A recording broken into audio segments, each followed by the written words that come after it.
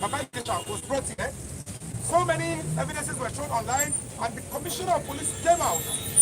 We were like, we need to be patient. We want to see the rule of law discussed. Allow the police do their job. And the police did their job, and the CP came out and said it is a bailable offense. But when we noticed that after that, he's getting to 2 weeks now, he's not been released. We don't know whether he has any medical condition.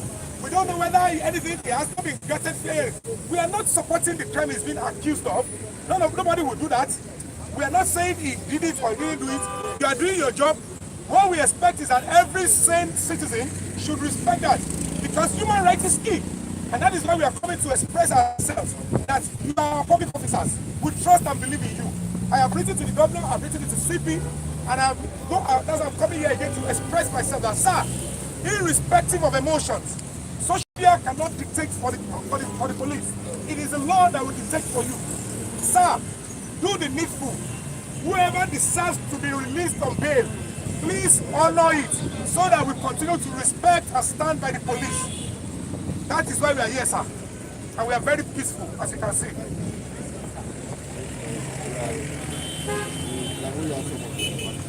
Okay, sir. Oh, good. Action is only of course, sir. That's why.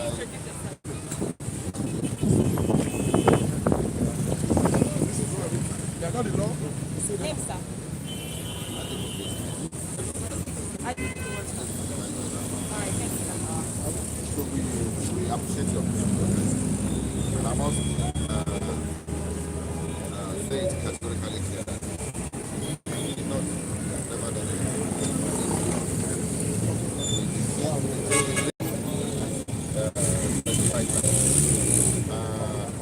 Baba Ijesha,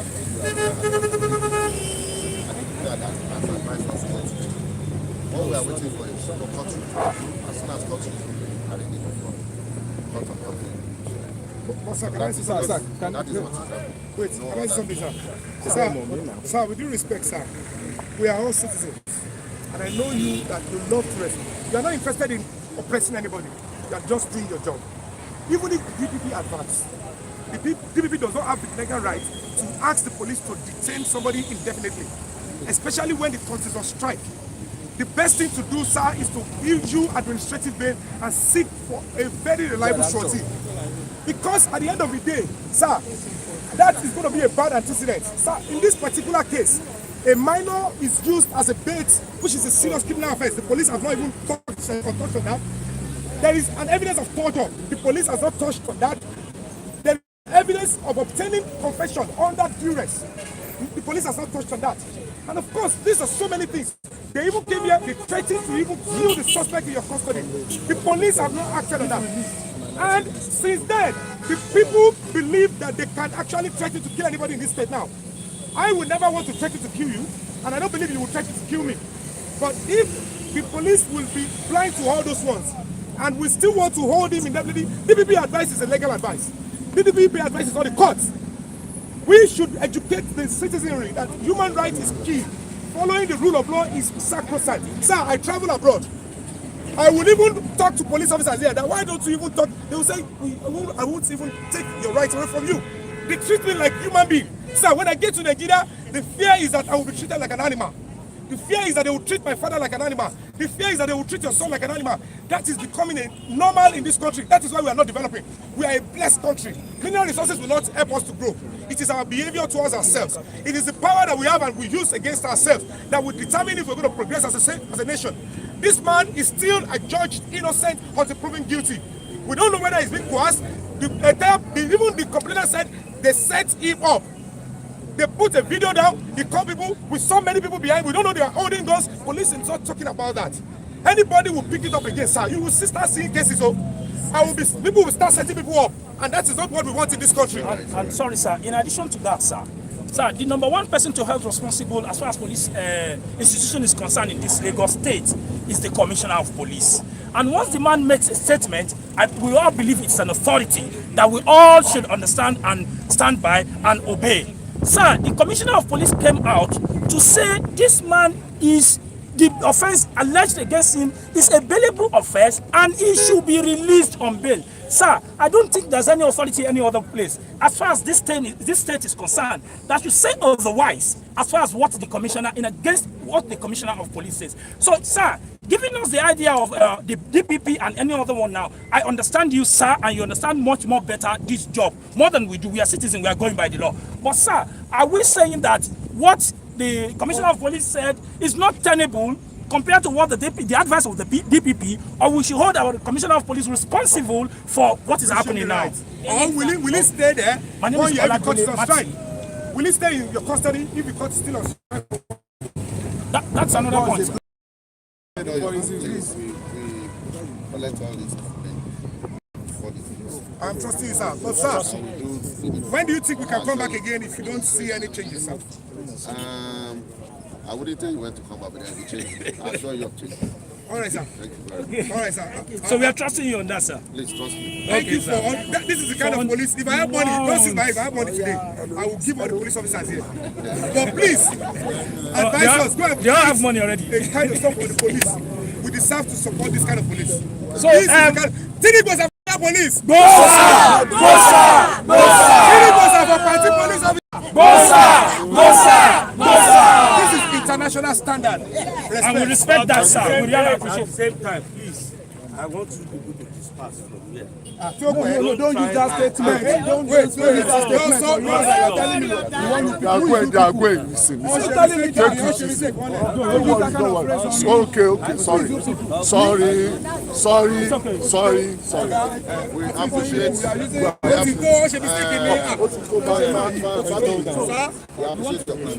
I appreciate your concern and everything addressed and attended. All right, sir. Thank you very much. God bless you. Can I see you private? Okay. See me.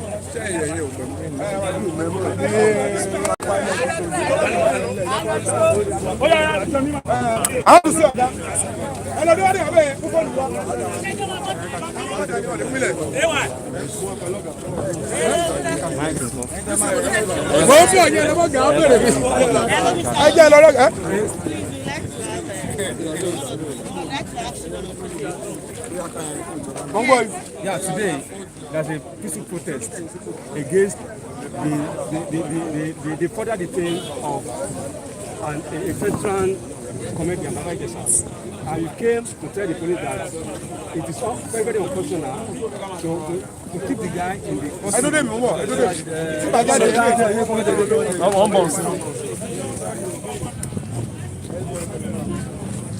Off camera.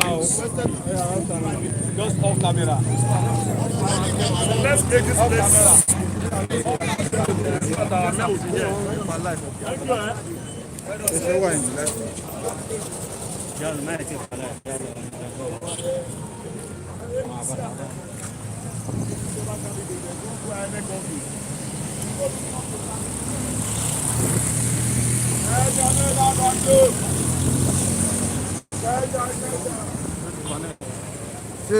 Camera.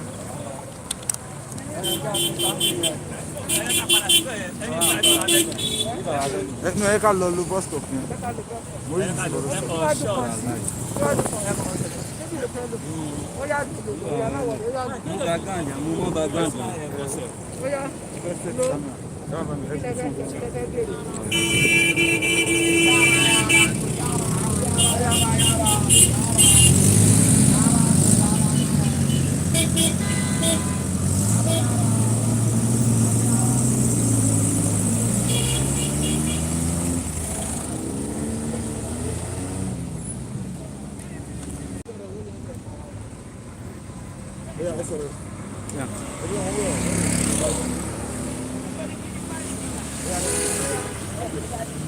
Yeah. Come on.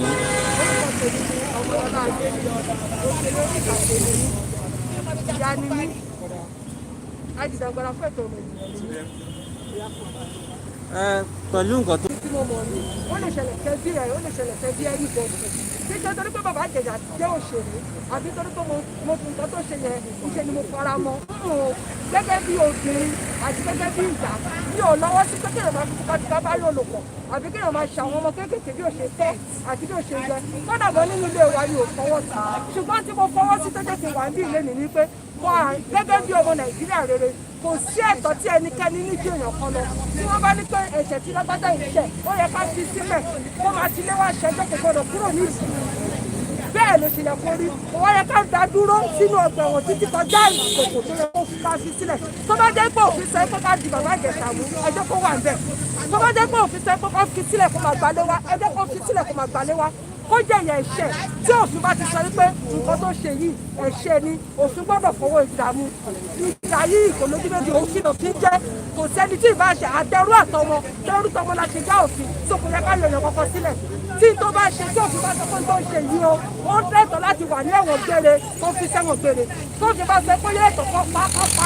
Ṣùgbọ́n tó fi ò bá sọ bẹ́ẹ̀, ẹ má jẹ́ ká fi ìdájọ́ sọ́wọ́ ara wa. Ẹ má jẹ́ ká máa dájọ́ láìsí ìmọ̀dí ọ̀rọ̀. Èyí ò dájọ́ mi wà láti jẹ́ ẹnikẹ́ni lẹ́jọ́. Mi ò sọ pé ó ṣe mi ò sí bẹ̀. Mi ò sọ pé kò ṣe mi ò sí bẹ̀. Ṣùgbọ́n tárí ni pé gbogbo tó fi hàn wá, àárí bó ṣe rí náà nìyẹn. Ẹ wá jẹ́ kí àwọn ọlọ́pàá kí wọ́n ṣe investigation wọn dáadáa. Kí wọ́n dẹ̀ mú. Tó bá jẹ́ pé ó yẹ kó kú sẹ́wọ̀n kó kú sẹ́wọ̀n. Tó bá jẹ́ pé ó yẹ kó lọ kú sílẹ̀ kó. Tó bá jẹ́ ọmọ mi ni nǹkan tí màá ṣe náà ni màá ṣe. Ẹ gbọ́dọ̀ fi ọmọ mi síbi tí yóò yẹ kó sí títí ìgbà tí kò bá yẹ. Kí ló dé ẹgbẹ́ lọ sí court? Tí court bá dájọ́ fún oníkàlùkù á lọ sinmi. Ẹ̀yin ò kí ń pariwo lórí social media. Mi ò kí ń pariwo, mi ò kí dá sí tí ó kàn mí. Ṣùgbọ́n nítorí pé ó lè ṣẹlẹ̀ sí ẹbí mi, ó lè ṣẹlẹ̀ sí ẹbí ẹnikẹ́ni ni mo ṣe bọ́ta. Kì í ṣe ta ìníṣẹ́ o, orúkọ tó bá wù ní kẹ́ ẹ̀ pé. Ṣùgbọ́n mo dúró nítorí pé n tí ò bá lẹ́tọ̀ọ́ kò lẹ́tọ̀ọ́ ló ń jẹ́. Tó bá jẹ́ ráàtà náà ni kì í ṣe máa ṣe yẹn. Ẹ̀yin ò Baba Ijesha ọ̀ṣọ́ rẹ̀ ni. Ó lè sí ní ọ̀mí, kò ń ṣọ̀rẹ́ mi aṣọ lọ́rọ̀. Tó kò ń ṣe torí pé mo ṣe torí pé mo fẹ́ wẹ̀. Tó bá jẹ́ ráàtà náà ni màá bọ́ta, tó bá pè mí tí máa gbọ́ màá bọ́ta ṣe mí nìyẹn.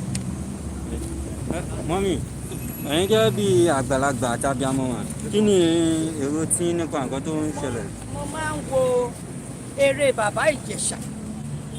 Èmi ò ń ṣe tó ṣe fíìmù o, but mo jáde gẹ́gẹ́ bí abiyamọ wípé ìyà ni oúnjẹ bàbá Ìjẹ̀ṣà yìí ṣó ti yé yín nísìnyí nítorí Ìyábọ̀ Òjó àti Princess ohun tó ṣe yìí kò bójúmu rárá àtàwọn tó lọ dẹ trap sílẹ̀ fún bàbá Ìjẹ̀ṣà ohun tó ń ṣe yìí kò dáa rárá nítorí pé ọmọ ọdún méje bàbá bá sùn abiyamọ ni mí mo bá ọmọ tó jáde yunifásitì mo tún bá ọmọ mi tó lọ yunifásitì tó tún jáde náà lórí bẹ́ẹ̀tì bàbá Ìjẹ̀bú yìí tó bá jẹ́ kó ti bá ọmọ yìí sùn oṣù méje ẹni tó ń gbàgbé láti máa rí private ẹ̀ ìdí ló ń jẹ́ bẹ́ẹ̀ nínú kẹ́jẹ̀ máa jáde nínú kọ́mọ yẹn má lè jókòó ṣé òun wá jẹ́ abiyamọ dáadáa ni látọdún keje sọdún keje míì Allah Jesus Christ of Nazareth gbogbo ayé pátá wọ́n mọ̀ pé irọ́ burúkú lélẹ́yìí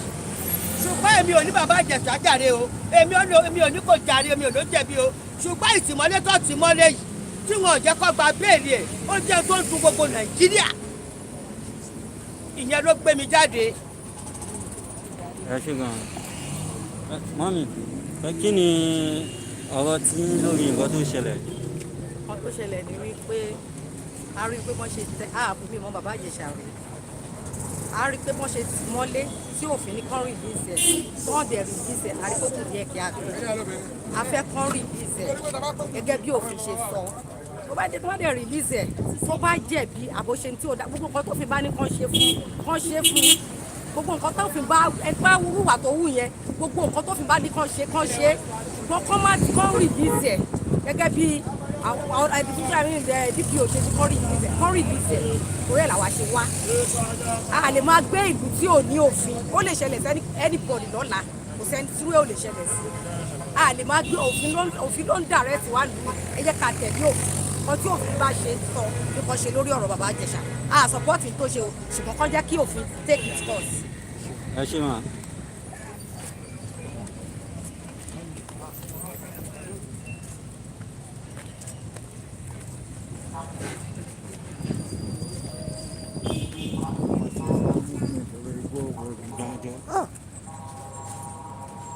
İzzet Matarat.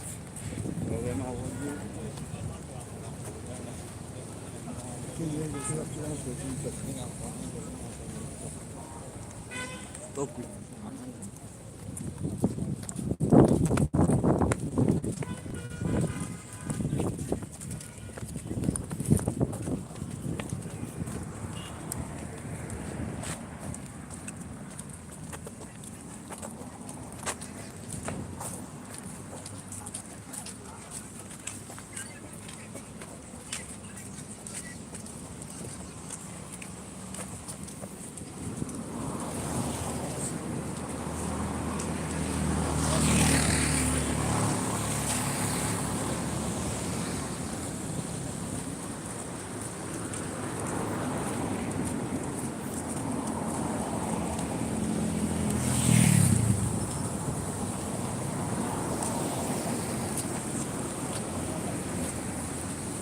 ẹ̀kan ìgbà tó wọlé ẹ̀ bá ti tẹ̀lé wọn wọlé ọ̀dọ̀ bàbá Ìjẹ̀ṣà wọn lọ.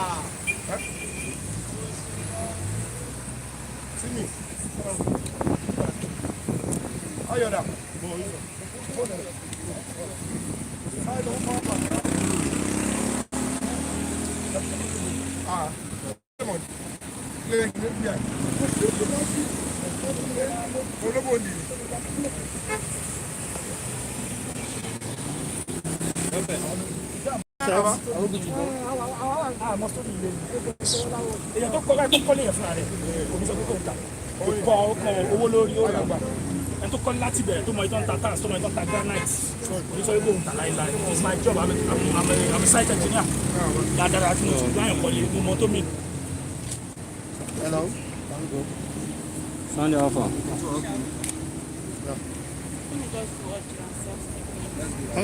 Yeah. All right. Despite the fact that you were criticized, condemned by some Nigerian actors, you still went ahead to do the protest. I'm not sure if the protest was peaceful or not, but can you tell us the development? Yeah, first and foremost, I don't see anybody condemning me. I only see a very handful that are arrogant with ignorance. Knowledge is key and knowledge is power. Human rights is key. And of course, the only way we can enjoy peace and development is to allow human rights to thrive. Anybody can be a suspect anytime. We are human beings, and that is why there are laws. The laws are not for animals, they are for human beings. At the end of the day, it is a general opinion that you are presumed innocent until proven guilty by the court of law. What we are demanding for is not that they should stop the trial. It's not that Baba Ijesha is innocent. It's not that Baba Ijesha is guilty. As a custodian of human rights, somebody who believes that everybody deserves fair hearing, we are only demanding that allow the police to do their work and then let the law take its full course.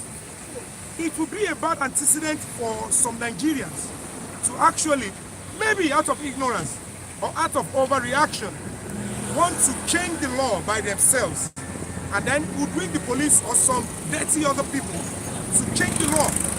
If we allow that new normal to strive, it is sending a bad note and danger to this society.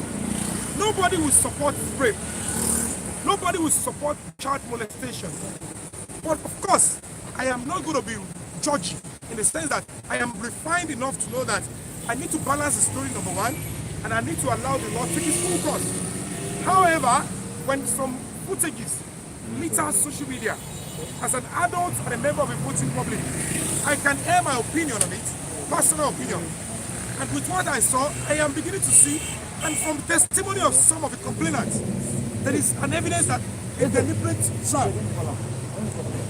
A lot of people don't know law. Ignorance is not an excuse. I cannot know that you could commit this crime and I aid and abet you as a civilian. The only way it should be done is through the police or any other law enforcement to set to entrap, and it must be approved, and it must not cause danger, it must not cause harm. And that is why it is very important that we all know this. The world is watching us. It is not because I am an apologist of the rapist. Nothing has even shown that he raped.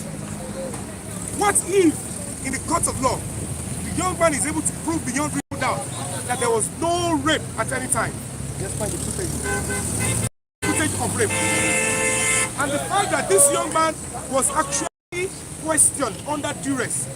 Do you know how many men are behind the camera? One would have expected, if truly you want to get evidence, you have already even used the child you shouldn't use. You have a CCTV footage as evidence. The suspect did not even know. All you need to do is to go to the police with your evidence. Even if you don't have evidence of 7 years, why do you subject him to torture? Why then do you subject him to terrible confession? Confession that even the most powerful policeman on earth, if he tries it that way, he will be going to jail for it. How much more a citizen? They put laws into their hands. It means that you yourself, you are not honest with what you want to pursue.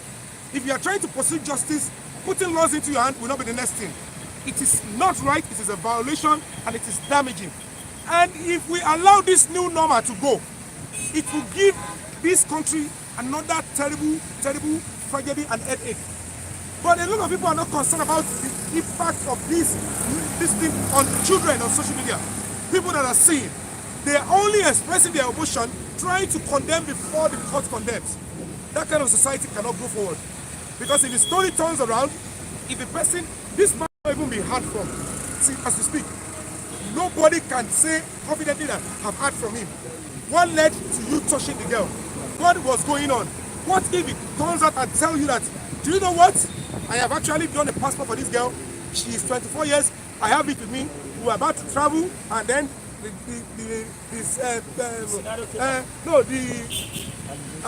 guardian later got to know and got angry that she's an adult. How would Nigerians, where would they put their face? What if there was no rape? What if you cannot even call pedophiles don't go for adults. They don't go for adult teenagers. Majority just know the English pedophile. They don't know what it is. They don't know the psychological situation with a pedophile. They like children that they can take. If they cannot convince you with biscuits, they won't come for you. Not to talk of somebody who is a grown-up, who is that old. Now, if you say the lady is 14-year-old, she's having dreadlock on her head. A 14-year-old is still in secondary school. Which school is she attending with dreadlock? From the pictures you have seen. If that is the girl in question, Nigerians, we cannot continue this way. We are treating ourselves like animals. That is why the authorities, the government officials that we elect, they don't care about us. Teba sọ pé àwọn olówó backward. We have to accept. We shouldn't allow it. Children are imposing. Sure, don't have an opportunity. Not under any excuse. So if the police are also to that is a biased justice system. Would you say the police does not understand what's going on? They do not understand constitutions. The police understand, but they are delaying actions. You understand what I'm trying to say? Delaying actions in what way? In doing the right thing. And that is why, as an adult and a member of a voting public, I cannot, anybody can slumber. Anybody can go into a nap. We are all human beings. You nudge them, do your work. And that is what we're doing. Can you see we're peaceful? We are telling them that on no account should anybody come to dictate for the police. They are not the constitution. They are not the law. They even threaten to kill a suspect in custody and they are still working freely. That is not a just society. That is not the policing I want. They should do their work.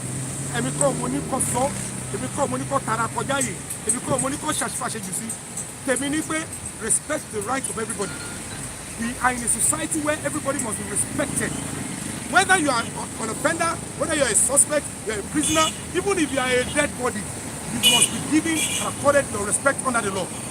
That is sacrosanct. People don't on social media. Oh, show how are you? How are you talking so backward? The guy is talking forward, you are talking backward. Now, they are conflicting reports to this event.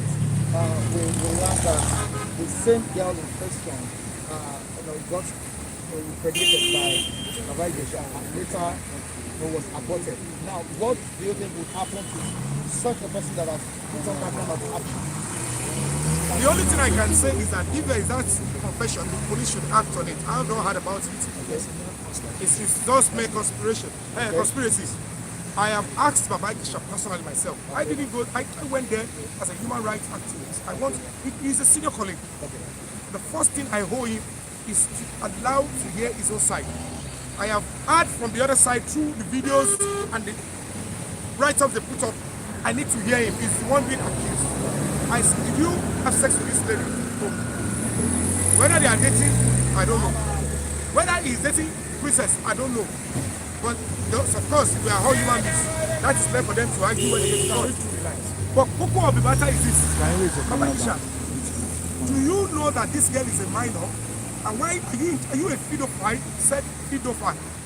Even when they were beating me, when they rushed him, they asked Princess to drop the video. And if there is a CCTV, the CCTV will not even stop when they rushed in, Abi. Yeah, of course.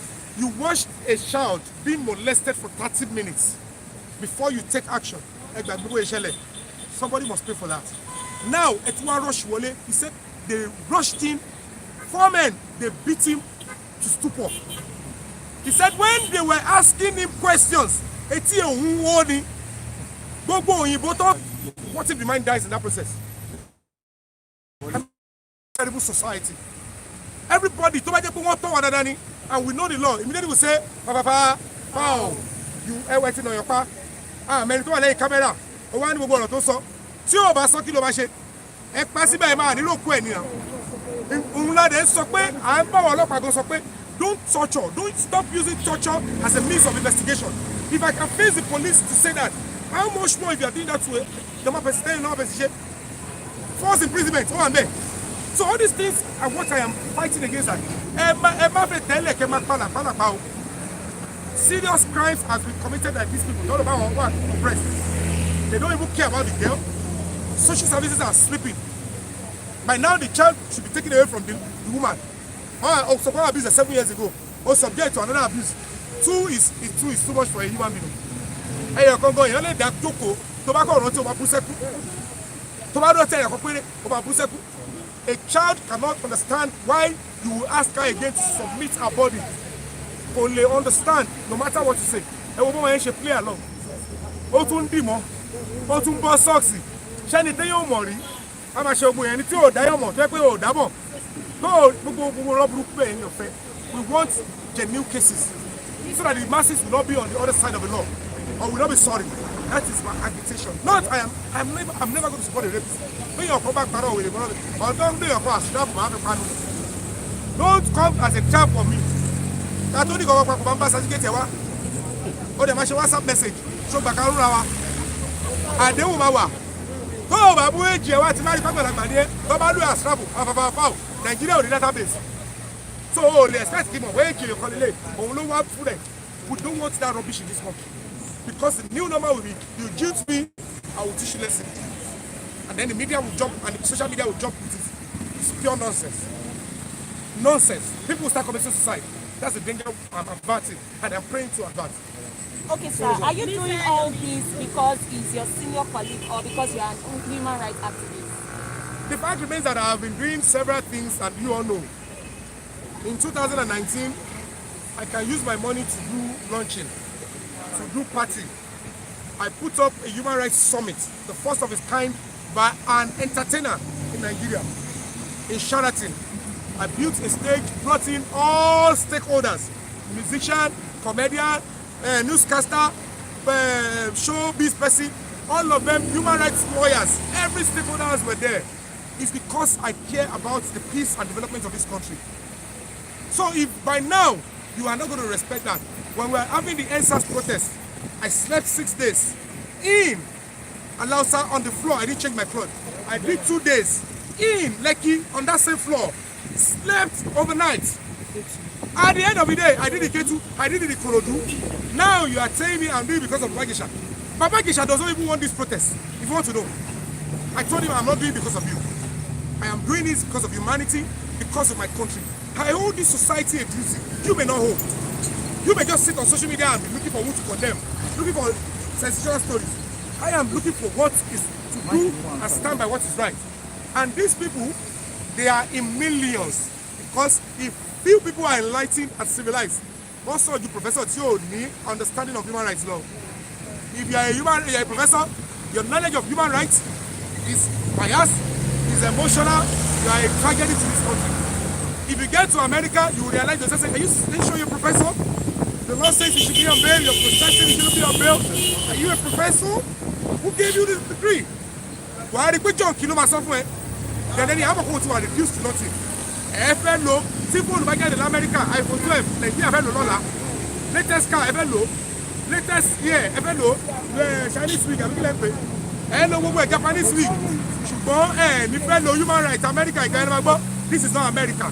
So it is America when you want to use the car. Latest Ford, FLO, but nobody drink, treat and human rights protection. MF emotions. Yeah, I do what you want to support the Bolesa. Shekopuni. Bogwe, Shetan, She, Lenny, Petro, none of them is condemnable. Woe to you if you think that anybody accused of crime is condemned. Your understanding of what law is, of what human rights is dirty, is low. Go and equip yourself. If you are empty offline, if you come online, you'll be talking jargons. Speak informed. Ekpadas in library. The Nigerian youth are spending too much on at 6 a.m. the 1 a.m. From one page to another. You are not adding value to yourself. That is not right. There is library online. There is library offline. Let us equip ourselves. Let's be on the same page. How did you get into this country? Because they are asking for the rights of a suspect does not mean you are a supporter of that person. A differentiate here. Any problem, since something is wrong upstairs. Right is whether it's a suspect, is a criminal, is a non-criminal. You must, right is right. Ani, Moshe, Ani, Efile, I just call up a show. In that, my road, I didn't know the Okay, so I would like to ask, after, sorry, please, after, response then kí ni go forward kí ni nǹkan tẹ́mi you expect. Láàrin ìgbà tí I am impressed with the Nigerian police, I give it to the Lagos State police officers, I give it to the DCP party. This is the international standard of policing. We must allow people freedom to express themselves, and they allowed us to express ourselves, and they take some materials from us, and we even exchange contact, and they promise to work on it because they know what we are saying is the truth. They know what we are saying is according to the law. Well, so far, perfect. The police are not saying they are perfect. They need the public to always support them, to always nudge them. If you don't want to play a role in your society, you don't belong to an NGO, you don't pay tax, you're not supporting human rights, and you want the country to be better for you, no? That year, no, if you want to pray in church, you pray about yourself and your children. If you want to eat, you look at what you eat alone. If you want to, what about the society? We must start thinking the communal benefits. This is why we are here. It's a communal benefit. Let me remember, over your time, don't be bad. Don't fi bá sọ pé ó lẹ́tọ̀ọ́ sí ẹ̀ṣẹ́ ní change ẹ̀ torí tèmi ní change ẹ̀ pé torí inú bí mi ní ẹ̀gbẹ́ tó lókàn ọba àkàrà kí n máa jẹ́ yéyìí kí fi drama sí gbogbo yẹn òkò òfin ní tó fi bá ní kọ́ ṣe ẹjọ́ kọ́ ṣe. láàrin ìgbà tí kí ni ìṣẹ̀lẹ̀ ẹ ti wọ́n sí.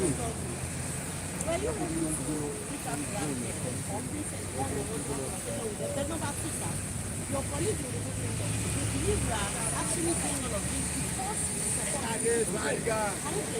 okay, good. First and foremost, people are asking me to contact princess and stuff like that. Unnecessary questions will not bring out genuine answers. This person have already expressed herself. She has given accounts of her own story. I have seen footages, I have seen videos from her. She has said her own part. The onus is on me to hear from the other part. And for the fact that this person was even called severally by all the artists and there was no way out, why would anybody ask me? I'm not the judge. Like I'm saying. So that is number one. Number two, anybody that says because it's my colleague, that's why I'm supporting. Then they are looking at it from a dead angle. If I have to support anybody, I have to support my colleague. But I am not supporting because it's my colleague. I'm supporting because he's a human being. Because those that doesn't know your story, your background, will start judging you from what they know about you. Go and ask about my history. I have supported those that I don't even know from anywhere. A lot of fans have even messaged me in DM. I have been in police cell in Ogudu, and I will rise up without even taking my breath, and I will stand by the person. That is my background. That is who I am. If you don't know my background, go and do research before you come and actually question who I am. Because you cannot judge me by what an incident that is still current. Go back to my past, go back to my page. If anybody, if any actor, if any filmmaker, if any entertainer, if any human rights activist has spoken about human rights violation more than me in the last 5 years, then I will quit this job.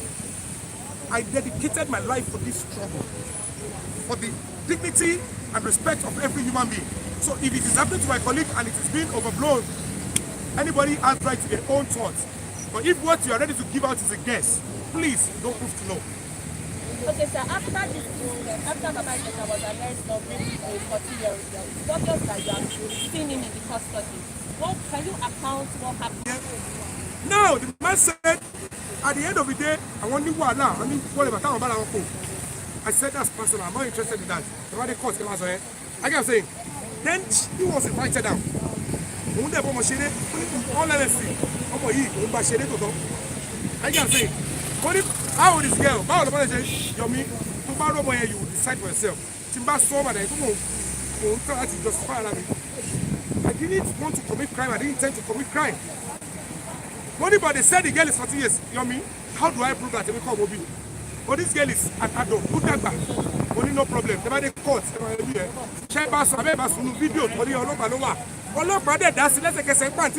Mr. Yomi, we never said there is a rape video. There was no rape video, and the girl never said Baba Ijesha raped me. The girl at no time confessed that Baba Ijesha raped her. That was what prompted CP told the bottom. The CP must have interrogated, asked the IPO, asked even the girl, tell told me the Baba Ijesha rape you. The guy said no. Where are the evidence?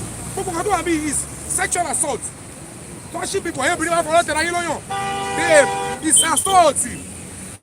Now, what they Jawole, Baba Ijesha ní bí àwọn ọkùnrin mẹ́rin Jawole, wọ́n bẹ̀rẹ̀ sí ná òun. Wọ́n ní wọ́n ná òun gbàgbàgbà yìí. Only by the time people pé he is in deep trouble was when they showed him the CCTV pé ṣé ló bá rí ẹ gbogbo ẹ ṣe é bọ̀ ẹ̀ gbogbo ẹ̀ pé what I'm actually entrapped ikú rẹ̀ o tí bá dọ́gbọ́ I am going to die. Ṣẹ́ni tí òmò yọ̀rí máa kí ọmọlẹ̀ ọmọ tí òmò yọ̀rí náà máa dìmọ́ yàn ẹ̀ẹ́dẹ̀ ronú ọmọ tó ní òun bẹ̀rù yàn ẹ̀ parẹ́ kó rí 7 years òun náà wá ń dìmọ́ ó máa bó bàtà kí ni wèrè kí ni pàlàpàlà òṣì. Kini odi mo Baba Mata o ṣe kini. Sorry, my name is Pastor from Police Agency of Nigeria. The lady has asked a similar question. I'm surprised. Based on your number, I'm talking of Nollywood or Fali. One would have hundreds of protesters, mostly from the response 100 ones. 100 your members. I'm talking of Nollywood. Did you get to talk to them? Or does it suggest that they have pitched tent with iyaboojo? Okay, first and foremost, with due respect to all my colleagues, this is the issue of a minor. And of course, majority may not be able to come in so that they will not offend the law. Even me that I'm speaking and saying the right thing, you can see the way they are still misconstruing me. They are trying to throw me under the bus, despite the fact that I have personal sympathy for anything minor, anything children. However, you can ask yourself again, how many artists not any problem? Career or I think cover for how many years, sir? How many? That's about the problem. But you don't do it. Those are part of the few things. See me, Yomi Fabiyi. Even for those who are on sick leave. Only me, Yomi Fabiyi, team dog going for a long time. If you look at the social media we have, our fans don't talk anyhow. Ìlara ti pọ̀jù industry wa. Tẹ́ bá rí account tó bá ń búrò èmi pé ìwọ nìkan lọ ló tẹ́ tó sì, ìwọ nìkan lọ ló tẹ́ tó sì tó kú. Kókó omi ojú pé everybody thinks about competition. They don't think about welfare. Àmàlà ẹlẹ́gbẹ́. Knowing fully well that the first support here in anything that will displease them or will scratch their name. But by the party, they will not stand. However, a meeting Babe will want dedicate life to Ashiri and Febabo. See about it, don't look every day, but Masipa Kasumu. Ask how many artists did you find them? Are you saying? The cocoa of matter is I am covering up, doing all I can, dedicate my life. I have been to film industry. I decided to retain the movie industry because and I see everybody as a family. Because see, to myself, to buy that, to buy party by the way. But it don't judge me. See, wàhálà bá dé, tó bá sick, wọ́n á rò pé wọ́n èèyàn kan ló ṣàṣẹ. Kọ́ má bàa rí báwọn làwọn rẹ̀ lọ́wọ́ kó má bàa kú. Gbogbo èèyàn tí mo ti ń assist àtọ́ sick. Mi ò mà tí ìṣàárẹ̀ ọjọ́ kan gbé ìmọ̀ hospital. Gbogbo kan tó bí kò máa ní problem lẹ́yìn báyìí. Ẹ wo tá à ń ṣe náà, ìbò òun la kúlé lórí. Èyí ní ìsìn ìwádìí bóyá inú ẹ̀wọ̀ la máa wà, sẹ́yìn la máa wà. Èmi ni mo mọ̀ pé inú yìí mọ́. Mo mọ̀ nǹkan tí mo sọ. Àwọn mi ò mọ̀ irú lady tó gbá máa yẹn. Ó fẹ́ di activist. O ní láti pa activist ní ìmọ̀lẹ̀ kí wọ́n lè dìde. Èmi tẹ́mi ṣe tí American Embassy tó fi ọ̀nà mi, tí Amnesty International ọ̀nà mi, nítorí wọ́n ti study mi bọ̀ fún ìmọ̀ wọn rí. Mo ń láti, you must not always follow the crowd. I am only fearful that the Nigerian masses are always sorry. Baba Sue's case is still there. Wọ́n ṣe ìrántí ọ̀rọ̀ títẹ́ nìyẹn dìbò for a month plus. They condemned his health. He is a widower. He is always there now. Ta ló mójútó? Nígbà tó gbé wọn lọ sí lùtù èmi nìkan mo lọ bá lẹ́yìn tó wọn kan ti wálẹ̀ kan tó ti flash èmi nìkan ní Amẹ́ríkà èmi nìkan mo lọ wọ̀ bá ṣe lọ́sítù. Ẹ gbà mí àṣìṣe fòwò àyà ẹ má pàrọ̀ mọ́ mi ẹ má bà mí lórúkọ jẹ́ ẹ kó tẹ́ mi ìtẹ́yà orúkọ mi èmi lórúkọ èmi kàn ṣe bọ́ọ̀lù ṣe náà mi tó bá bọ́ sórúkọ olórúkọ kẹtó mọ̀ mi toríjọ́ mẹ́jọ tó ti bí mi lọ́ti sọ lórúkọ so ẹ sí tẹ̀gbà yẹn so orúkọ téèyàn ò fún mi kò lè máa gbé pẹ̀lú gbogbo ìtọ́ṣe lórí ìdílé yẹn I am not bothered because I am still bitter that the majority of the people commenting do not even have knowledge. And if that will continue, it is a danger to this society. Àwọn olóṣèlú yẹn will see us as just tools, props. An uninformed society will become a tool in the hands of dirty politicians. That is why I am appealing. All these things, and to other comment, a bad lawyer is sort of give me about Osheri, somebody saw electrical material, all my sit tight, all my told you Nigerian police, half money equipment, while they get all my investigation, and within 48 hours, they get what they want to get, and they give you on bail. All up on my way, go to the law. He told the commissioner of police, he told Papa, but you see telegram, on email, was a laptop. Wọ́n fẹ́ mú yàn mẹ́yẹn wọ́n ṣe máa lọ wọ́n gbà púpà bí pépà ni o a tún gbé wọn ní òjò a travel wọ́n á parí gbogbo rọ́bìṣì yẹn torí pé kí investigation máa yá. So if we stick to that law 48 hours was grand bail rí pé tí gbogbo ẹni wọ́n bá kò Nigerian politicians they would equip the police to be able to start the duty within the time frame of the law. Ìyẹn ló yẹ ká mú gbọ́ kọ́tọ̀kọ́tọ̀ làwọn èèyàn sọ. Ó ti yẹ yín ẹgbẹ́ àwọn ètò ìtẹ̀síwájú ọkọ̀ lóbìnrin àkọ́kọ́ ìṣẹ̀lẹ̀.